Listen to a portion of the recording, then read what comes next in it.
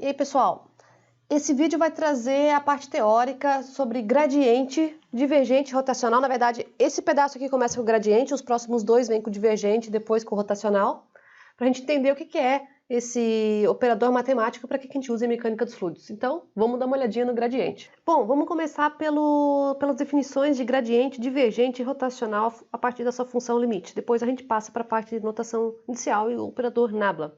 Então, nós vamos começar aqui definindo as variáveis que a gente vai olhar.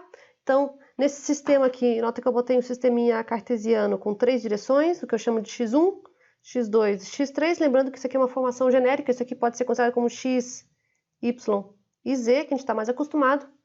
Seus unitários, E1, tá faltando um chapezinho aqui, E2 e E3, que é o vetor unitário nessa direção, então isso aqui é o que geralmente a gente reconhece por I, J e K, só está de forma genérica. Aí nós temos esse vetor vermelho aqui, que está sendo chamado de vetor R. Ele está terminando num ponto que eu estou chamando de P de R, porque R é o vetor que leva até ele, mas o ponto é o ponto P. Aí nota que a gente botou um volumezinho aqui azulzinho ao redor, que eu estou chamando de ΔV. É um volume diferencial, então esse ΔV, ele é um elemento de volume em torno do ponto P, muito pequenininho. S é essa superfície que nós estamos dizendo que delimita esse volume. Então, se você pegar aí, ele é 3D, tá? Eu desenhei 2D só por simplificação, mas se você tiver a superfície que delimita o volume, é o que eu estou chamando de S. D, sigma, é uma pequena parcela dessa superfície pequenininha, que vai ser também infinitesimal, que eu estou escolhendo analisar, então o elemento infinitesimal de área em S. N é esse vetor que está apontando justo nessa área d sigma que eu escolhi, é o vetor unitário dessa área, então ele faz aqui 90 graus com essa área, ele tem módulo de 1 e ele aponta sempre para fora da minha área, então é o vetor unitário normal à área d sigma, apontando para fora. E o R, eu já tinha comentado, ele é um vetor, ele é o que eu estou chamando de vetor posição, que identifica o ponto P. Então esse R que ele está identificado como xi e i, é equivalente a eu falar que ele é um x, y, z, ou um x, i, y, j, z, k. É a mesma coisa, só escrevi na forma inicial. Essas são as variáveis com que nós vamos trabalhar. Só nota um detalhe, observação. Eu vou trabalhar na versão diferencial, mas se eu quisesse saber esse S, que é a superfície que limita todo o meu volume, ele é integral na superfície do d sigma, porque cada d sigma é um pedacinho, é uma superfície infinitesimal. O S é a área total. Então, se eu integro todos os d sigmas, eu vou ter o S. Então, esse é um pequeno detalhe. Então, vamos definir as grandezas matemáticas que a gente está interessado. A gente está interessado aqui no gradiente, divergente e rotacional. O gradiente, a gente aplica ele num campo escalar. Aqui eu estou aplicando num campo φ. E ele é o limite de quando ΔV, que é esse volumezinho que nós estamos vendo aqui em cima, ao redor do ponto P.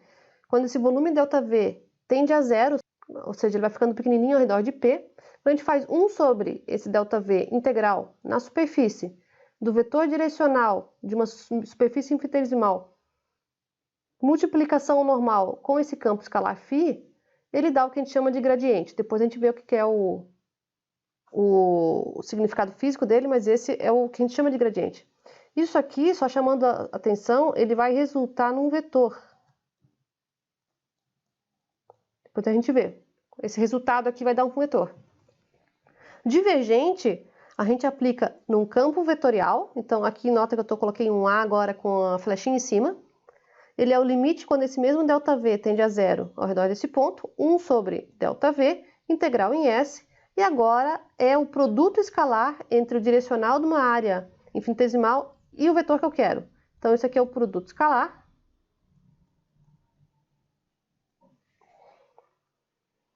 E esse cara aqui, ele vai resultar num escalar.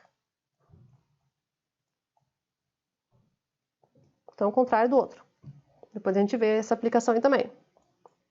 Por último, o rotacional, ele também é aplicado num vetor.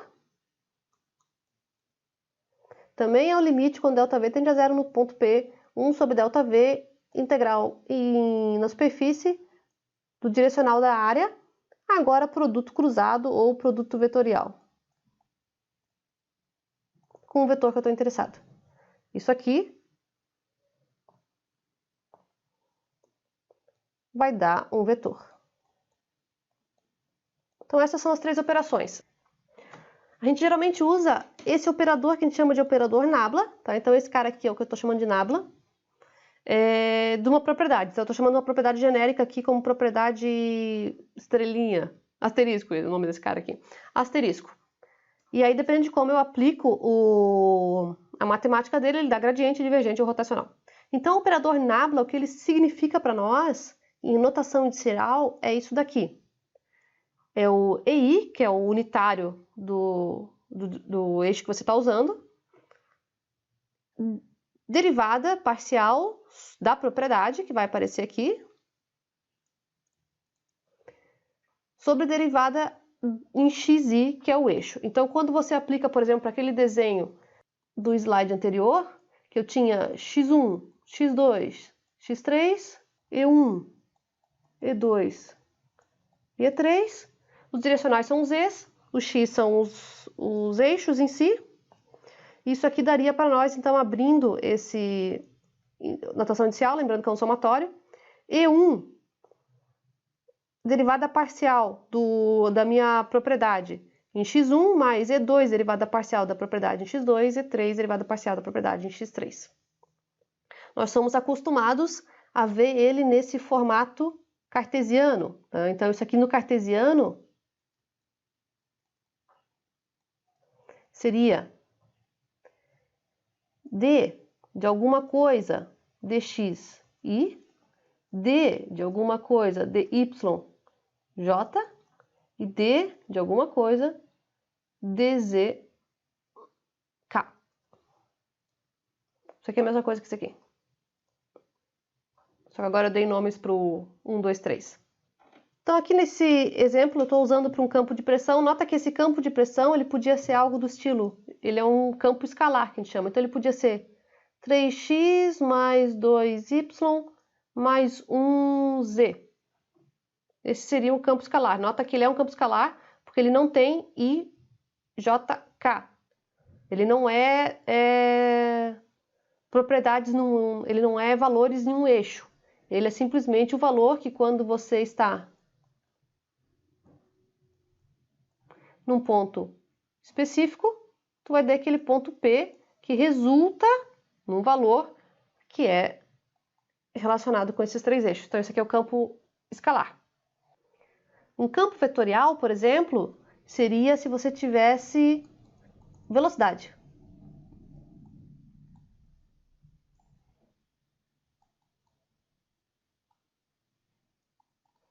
Um vetor velocidade, ele é dado, por exemplo, por 3, aí ele pode ser 3x y i mais 2z j mais 5k. Então, nota a diferença. Esse cara aqui de baixo, ele depende do i, j, k. Essas aqui são as componentes em cada uma dos três eixos. O campo escalar, não. Ele é um valor para aquele ponto específico que depende dos valores de x, y, z. São diferentes. Então, por exemplo, nesse caso aqui do exemplo que eu botei da pressão ali, se eu for aplicar o gradiente desse campo de pressão que eu escolhi, ele vai ser a derivada de P com x em i. Derivada de P com x é a derivada desse cara em x, que dá 3. Então, isso aqui daria 3i. Mais derivada de P com y, 2j. Mais a derivada de z, 1k. Nota que ele virou um campo vetorial, que antes ele era um campo escalar. Então é assim que a gente faz o gradiente. Nota, por simplicidade, nesse material, a gente quando aplica o nabla, eu escrevo ele nesse formato assim, ao invés de escrever nesse formato aqui em cima, que é o completo. A gente omite essa derivada do xi aqui embaixo, mas ela está ali, Só estou omitindo para ser mais rápido para escrever. Alguns materiais, alguns livros também fazem isso. Então, isso daqui é igual ao que está lá em cima. Eu só omiti a parte de baixo, e isso vai acontecer a partir de agora, quando eu estiver trabalhando com esse nabla. Eu escondo esse pedaço de baixo, porque eu já sei que ele tem que ter essa derivada com relação ao eixo. Então, só cuidado quando sumir esse pedaço, que é a mesma coisa. E, finalmente, quando a gente estava trabalhando, então, com o operador nabla, a gente, em vez de escrever aquele limite que estava no slide anterior, a gente usa gradiente nesse formato, divergente nesse formato, produto escalar no meio, e o rotacional nesse formato com o produto cruzado. Então é assim que vai aparecer a partir de agora nesse material, quando a gente estiver trabalhando com gradiente, divergente e rotacional. Agora vamos entender fisicamente mais ou menos o que cada um desses quer dizer e como trabalhar com eles. Vamos começar pelo gradiente. O gradiente de um campo escalar, eu mostrei ali como é que você faz, por exemplo, se fosse o gradiente de um campo de pressão. Mas, teoricamente, essa aqui é uma dedução mais completa. Então, nós temos novamente aqui um eixo, x1, x2, x3, é nosso y, z e x. E1, E2, E3 são os direcionais, novamente faltou o chapeuzinho aqui. Eu tenho um vetor R, que vai parar num ponto φ, que eu estou chamando de R. Eu tenho um segundo vetor que eu estou chamando de R mais dr, ou seja, aquele R mais um pedacinho, que vai parar no segundo ponto, que é o ponto agora de φ de R mais dr. Lembrando que o φ é um campo escalar. Então, ele precisa da posição, que seria o x, y, z, do slide anterior, para eu definir o valor. Por somatório de vetor, se eu tinha o vetor R e o outro é R mais dr, eu somo com dr aqui, e ele fecha o meu triângulo. Então, isso aí eu só fiz a indicação na forma de gráfica. Vetor R, como eu já tinha mostrado antes, ele é um xi, yj, zk. O i é o E1, o j é o E2 e o k é o E3. Isso aqui é equivalente a xi e i, como estava anteriormente no primeiro slide. O meu dr, que é uma variação de distância, é a mesma ideia. É uma distância dx em i, ou seja, um ΔX em i, um ΔY em j e um ΔZ em k. Ou, no formato indicial, escrito assim. Então, aqui eles estão os dois vetores posição do ponto φ, do ponto φ de R e do ponto φ de R mais dr. Matematicamente, eu consigo provar, que é como eu vou mostrar agora, que a derivada de φ, ou seja, o dφ, é igual ao gradiente desse campo φ, produto escalar, com esse dr. Então, vamos ver como é que eu chego nesse negócio aí. Isso daí vem da seguinte ideia. Eu tenho o meu dφ, que seria a diferença entre φ e Δφ. Por exemplo, φ de R era 5, o φ de R mais ΔR é 7. Esse dφ seria a diferença entre eles, que seria esses dois. Mas de uma forma genérica, aqui é o que eu estou chamando de Δφ, aqui, o meu dφ. Ele é o φ no ponto final, que é R mais dr, menos o φ no ponto inicial, que é o R. Ou seja, o valor no ponto R mais R, menos o valor no R. Essa é a diferença entre os dois. Eu posso abrir isso aqui de um formatinho um pouco diferente, então esse meu dφ vai ficar como φ x1 mais d de x1, que é a primeira componente, x2 mais dx2, segunda componente do vetor, e x3 mais dx3, a terceira componente, menos o meu φ de x1, x2 e x3. Então, eu vou agrupando eles por partes. Isso aqui vai dar dφ é igual para mim do φ de x1, x2 e x3, mais o que eu estou chamando de derivada parcial de φ em dx1, dx1, derivada parcial de φ em dx2, dx2, derivada parcial de φ em dx3, dx3, menos φ de x1, x2 e x3. Então, o que eu fiz aqui foi abrir essa parcela, que seria o φ nesse ponto aqui, que é o φ final, ou seja, que é o φ com o valor que ele tinha em R, mais a variação para ele chegar nesse segundo ponto, que agora tem o mais dr, e eu abri em dois pedaços. O valor que ele tinha lá em R, mais a variação desse valor com o eixo x1 vezes a própria variação de x2 com essa variação e a variação com o x3. Por quê? Pensa assim, quando eu vou na direção x1, ele varia 2 unidades por unidade de x1. Então, eu multiplico pela distância da unidade de x1 para ver quantas unidades eu variei por causa daquele cara ali. E assim eu vou somando o incremento que ele varia em x1, incremento em x2 e incremento em x3. Então, esse cara aqui é, na verdade, isso daqui. Esse segundo aqui é o que já estava ali, que é o ponto inicial. Então, nota que eu dividi assim, porque daí eu posso simplesmente cortar esse com esse e fica apenas as variações de φ com relação aos três eixos. E quando eu somo essas três variações de φ com relação aos três eixos, eu tenho que ir esse ΔΦ.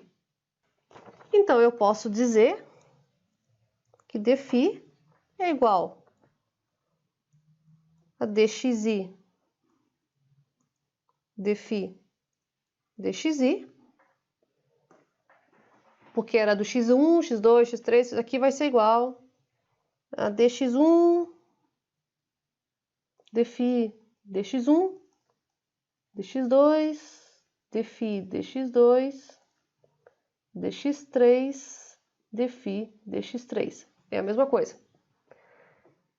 E posso também dizer que isso aqui é igual a dφ dxi dxi. É tudo igual. Então, agora eu vou fazer uma manipulaçãozinha matemática aqui no meio do caminho. Isso aqui é equivalente a eu fazer dφ dxi EI, produto escalar, dxj EJ. Onde eu estou dizendo que isso daqui é EI DI φ. Nota que isso aqui é o meu gradiente de φ, como eu defini no slide anterior. E isso daqui é simplesmente o meu dr. Só para ver de onde que eu tirei isso aqui, tá? Como é que eu sei que isso daqui vai ser igual a isso aqui? É porque eu sei que EI, produto escalar com EJ, vai dar o delta de IJ. Então, aquilo ali, se você for ver, dφ seria igual dφ dxi dj EI, produto escalar com EJ, dφ dxi dj, delta de IJ, contração, dφ dφ dxi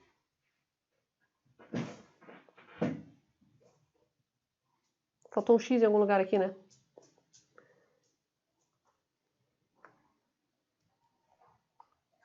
xj dxj dxi. Nota que isso daqui era o que estava escrito aqui.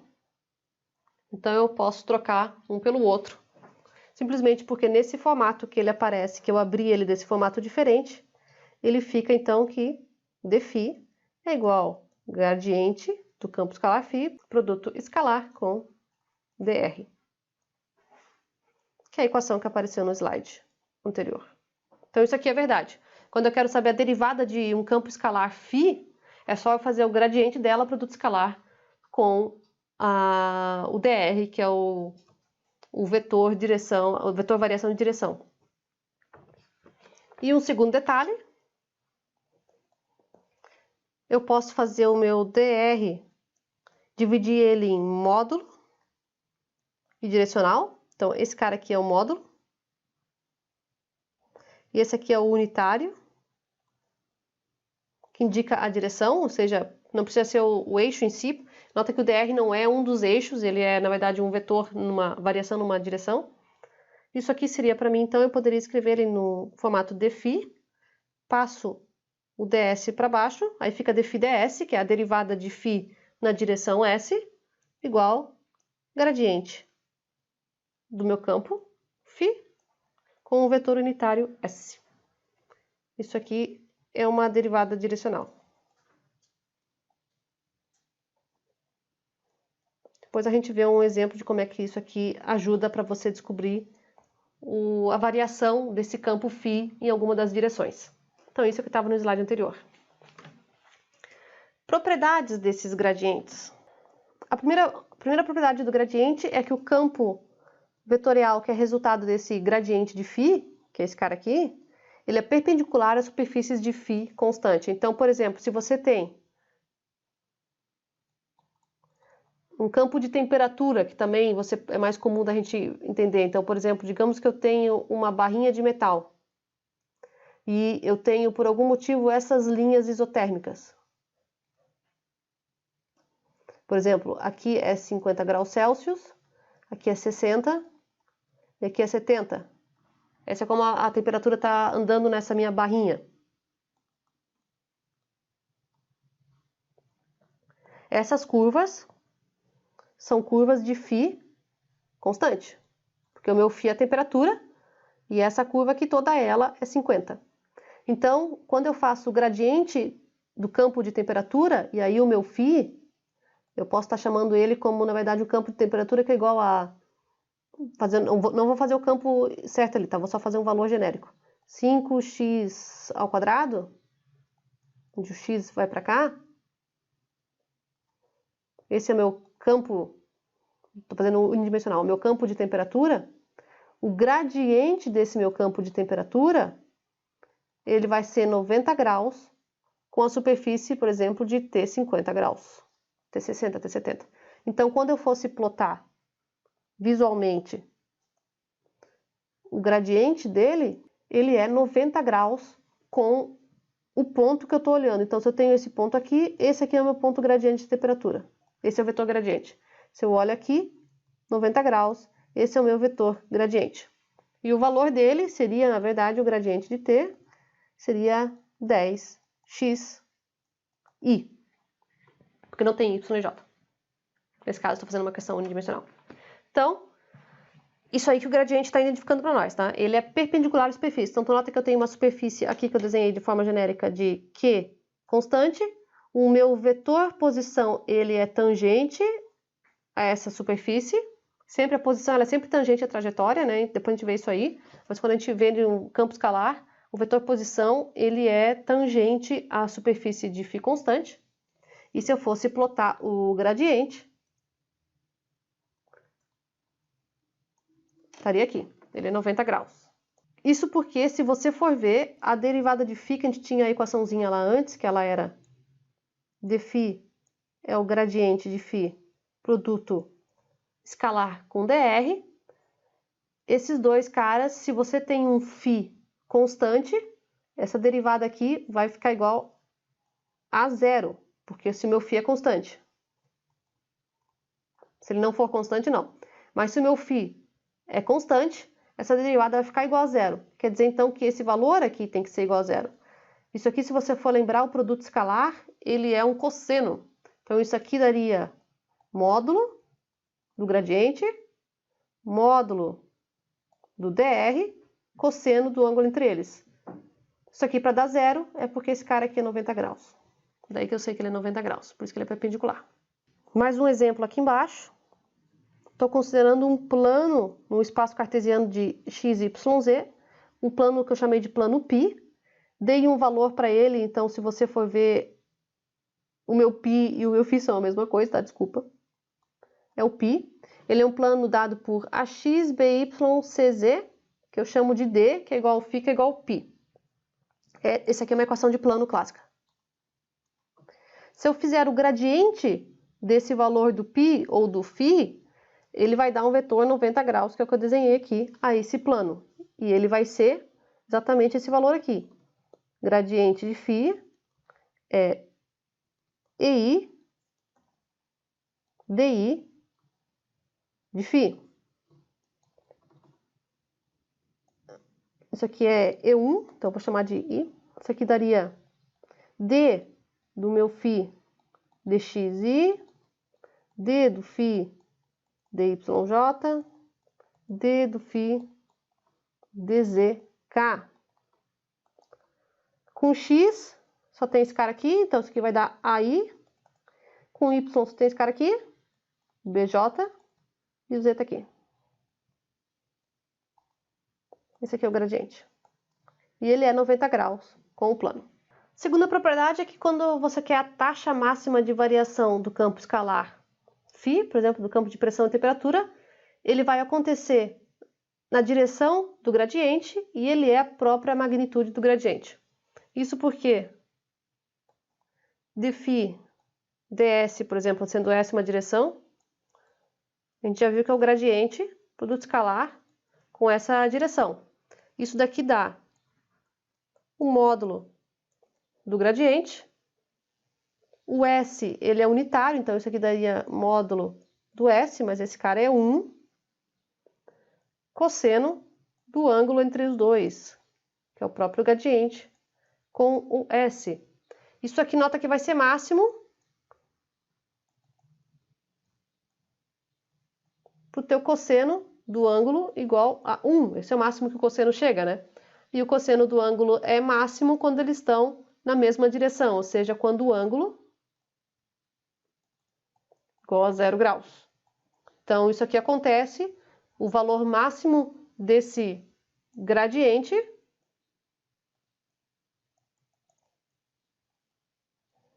então, o valor máximo dessa taxa de variação vai ser quando S e o gradiente estiverem apontando para a mesma direção. Ou seja, é na direção do gradiente. Então, quando você quer achar a taxa máxima de variação do campo escalar, é só tirar o gradiente e fazer o módulo dele. Um último detalhe, antes de a gente passar para o divergente, que é interessante de saber aqui. Se você quisesse saber, por exemplo, qual que seria a direção, ou seja, o vetor unitário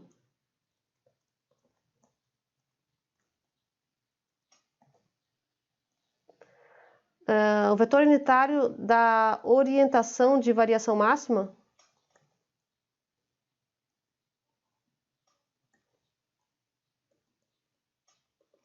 é só tu fazer o vetor unitário, eu vou chamar, eu estou chamando de S, né? S é igual o próprio vetor, que é o gradiente, pelo módulo dele. Isso aqui vai dar módulo 1.